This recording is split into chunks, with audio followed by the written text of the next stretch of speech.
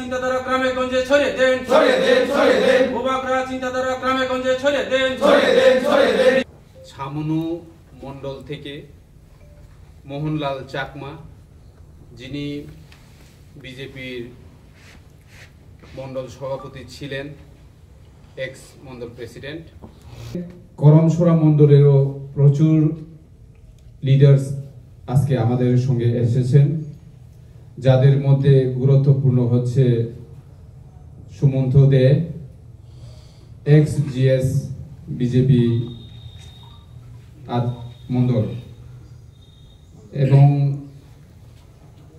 কুবেন Reang, x জনজাতি মোর্চা Mondal president, লাল Tripura Darlong yacht মোর্চা general secretary 48 Karamchhara. শুধু তাদের ফ্যামিলি হচ্ছে 21 ফ্যামিলি, ভোটার হচ্ছে 84 ভোটার্স। অ্যাকচুয়ালি আমি ব্যক্তিগত মনে করি কেউ শত্রু কেউ বন্ধু নয়। আমাদের ত্রিপুরা রাজনৈতিক প্রতিপক্ষ, এটা তো রাজনৈতিক প্রতিপক্ষ তো আমাদের, আমরা তো এখন শারীরিক দল হিসেবে ত্রিপুরা রাজ্যে সরকারে আছি, কিন্তু জনগণ যদি কোনো লিডার যদি আপনার রাজনৈতিক দলে আসতে চায়, সেটা কিন্তু আমরা মানা করতে পারবো না। আমি বলছি প্রশ্নের উত্তরটাই দিচ্ছি, আমরা প্রতিপক্ষ অবশ্যই সিপিএম কেই আমরা মনে করি এখনো, এবং আগামী দিনেও সিপিএম কে আমরা প্রতিপক্ষ। আমাদের বিপিন বাবু, ওনাকে আমি ভালো চিনি, ওনাদের সঙ্গে আমার সম্পর্ক ভালো, যদিও উনি যে বলছেন আগামী 6 তারিখে 2026-এ যে ত্রিপুরা মুথা দোলে মুছে সাফ হয়ে যাবে, সেটা তো একটা কথা,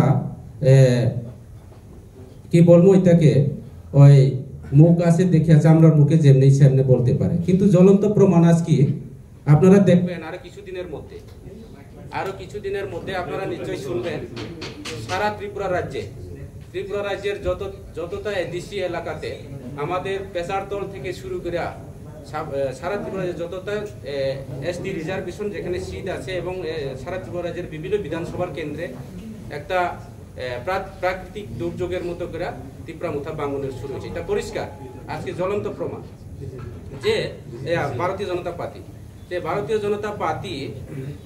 জনতা পার্টি এমন একটা, আপনারা নিশ্চয়ই জানেন মিডিয়া বন্ধুরা, সারা ত্রিপুরা রাজ্যের বেকার গত বিধানসভা নির্বাচনে কি প্রতিশ্রুতি দিচ্ছে, 10,323 জনকে নিয়ে দিল, আপনারা নিশ্চয়ই দেখছেন, আপনার মাধ্যমে আমরাও দেখছি, এবং বেকারদেরকে কর্মসংস্থানের কথা বলছে। কর্মচারীর যে বিভিন্নভাবে যেভাবে একটা প্রতিশ্রুতি, মিস কলের চাকরি থেকে শুরু করে আজকে ইলেকশনের যে ম্যানিফেস্টো, যে এখানে যেভাবে একটা প্রতিশ্রুতি, এই প্রতিশ্রুতিগুলি একটাই পূরণ হয় না।